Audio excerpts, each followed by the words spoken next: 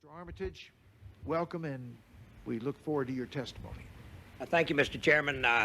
If you'll allow me just to submit my testimony for the record, the purpose of this hearing is for you all to ask questions. The public wants questions asked. We're going to do our best to give you some answers. I'd just like to make 3 points, if I might. The first is one that is a question that is not asked in the letter that you kindly sent to Secretary Powell and Secretary Rumsfeld, and that is, are we satisfied that we did everything we could do to prevent 9/11 from happening? It's implicit in these hearings, but the question I want to pose explicitly, and the answer to that is, when you see 3,000 of your brothers and sisters die, when you witness the compelling testimony yesterday, people sitting in the audience holding pictures of their loved one, no one can say they were satisfied. No matter how splendidly any individual think they were doing their job, and no matter that thus far I have not been able to ascertain a single point of failure in the system. This is not to say that we just sat back for the 9 months or so from the time the administration came in until this tragedy occurred. I'll speak obviously from the Department of State's point of view. As was noted yesterday by Ms. Hill, the strategic intelligence was not bad.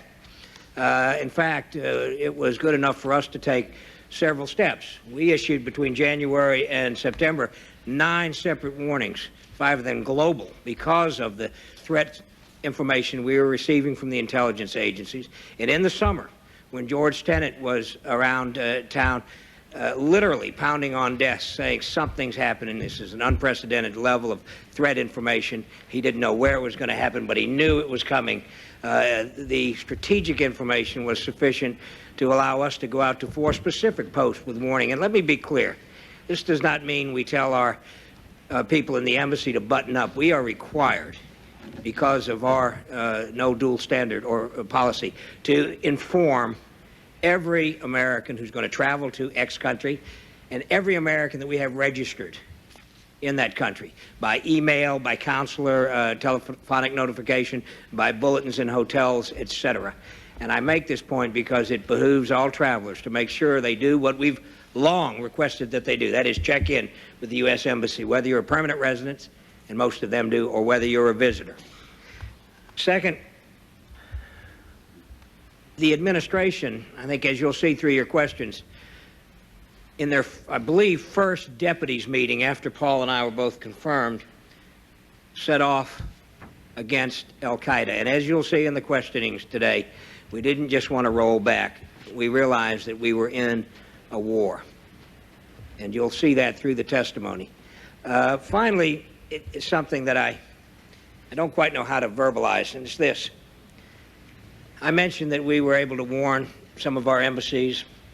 We did it again last week, as you saw, particularly in Southeast Asia, because of specific and we believe credible information. And in some cases, we buttoned them up. We closed them. We kept people at home. Did we save any lives? I don't know. I hope so. Last summer, when we did the same thing, did we save any lives? I don't know. I hope so. And that's the point I want to make is, for the Department of State, the metric to define success in many in aspects of this war is in things that didn't happen, things that were avoided. So I guess another way of saying that is that your administration and successive administrations have to be right every time, every single time. The terrorists only have to be right once. Thank you, Mr. Chairman.